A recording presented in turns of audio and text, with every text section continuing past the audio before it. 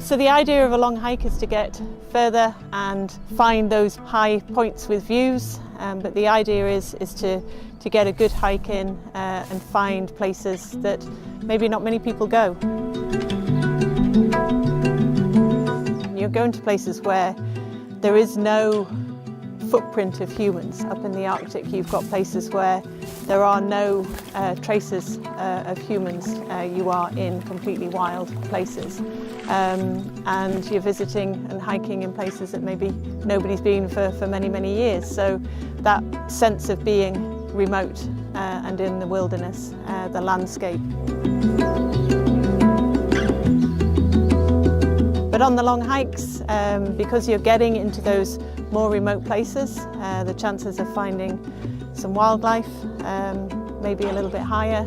So as we got on this little mountain, we can see some muskox just around the corner, and it's a nice size herd. They are quite close, so if we stay relatively silent and move very slowly, we can actually get close. And this is the nice stuff that can happen on long hikes.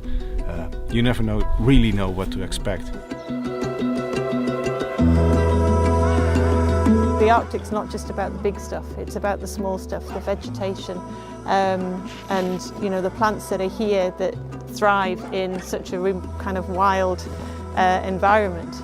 And Greenland, where we are at the moment, the colours, the tundra is magical. It's like nowhere else on Earth. But in terms of terrain, generally going uphill can be quite rough, can be quite rocky, sometimes crossing rivers.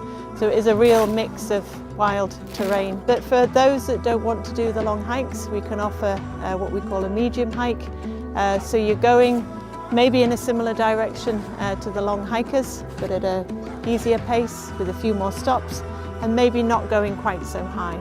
And then another group we have is usually what we call a medium photography group. And then we have what we call our leisurely group, which is a gentle walk, still out for maybe 3 hours, but just at a gentle pace. In terms of safety, we'll be scouting for potential polar bears on shore, because of course if there's bears on shore, then we won't be doing any walks or any landings. There'll always be a lead guide.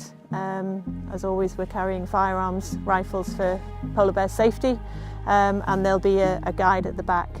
But for me, getting away from the shore, getting up into the mountains for the views over the glaciers, possibly into the next fjord, all of that is getting you into nature and away from anything that's kind of human, man-made and so on. That was the most true wilderness I've ever seen. No trails, no sign of humans, no roads. Yeah, it's just beautiful. It's true wilderness. And very often we'll always stop and have what we call our Arctic silence.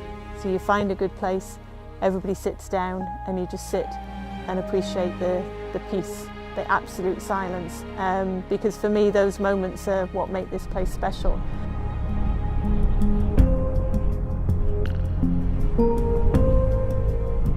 Just being quiet and relaxing and just letting the whole atmosphere sink in.